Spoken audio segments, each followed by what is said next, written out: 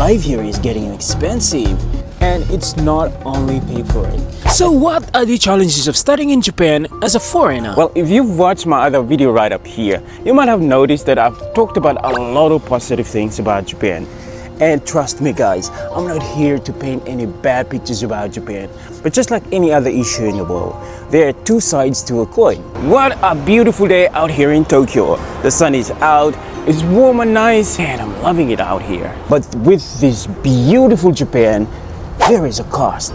So recently Japan was dethroned by Germany as the third largest economy in the world. Now it sits on the fourth position. For tourists coming from countries like America, this is a welcoming news because the value of yen has devalued so much. But for those of us living in Japan, it's a different story altogether. Life here is getting expensive, especially for those of us who earn and spend yen on a daily basis.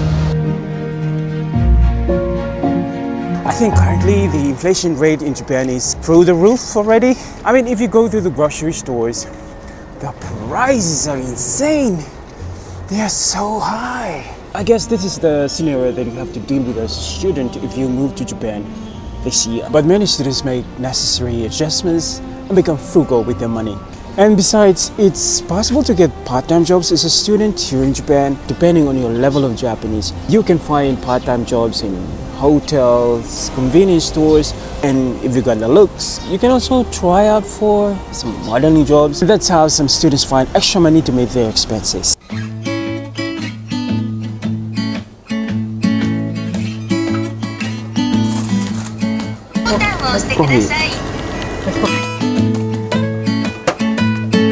Arigatou gozaimasu. So I've been living in Japan for almost 3 years now, and my Japanese is pathetic.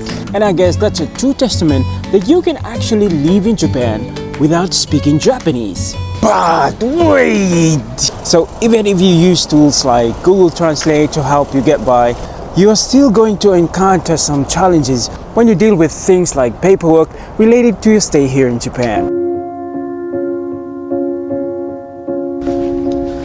And it's not only paperwork. As someone who loves interacting with other people, I find it so self-limiting after moving to Japan when I don't speak the language. I love conversing with people, but when I can't really do that because of my limited Japanese, it sort of sucks. I was actually offered an opportunity to learn Japanese, but I was sort of preoccupied to make any progress. And I guess that's a challenge that you as an international student has to overcome if you decide to move here to study. Ironically, one thing that I miss so much about my country when I first arrived in Japan was the noise. I mean, Japan is so quiet.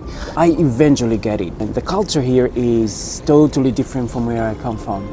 Everybody is so respectful, so quiet, so considerate of others, so much so that everywhere is so quiet. And the quietness, to some extent, becomes so weird for someone who comes from an island where people are always together, always talking, always laughing and all this. I guess the culture is something that you need to have yourself prepared for if you decide to move here as a student. I mean, there's nothing really negative about the culture of Japan, but I guess my point is, before you get caught off guard, you need to do your research and find out if the environment is suitable for you. I know some people in my country can't handle the quietness and the loneliness of Japan. So I guess a little bit of research before moving here will really prepare you for what to expect here in Japan. And if you think this video is too negative, check out this other video here where I talk about some of the positive things about Japan. This is how I love you guys. See you in the next one.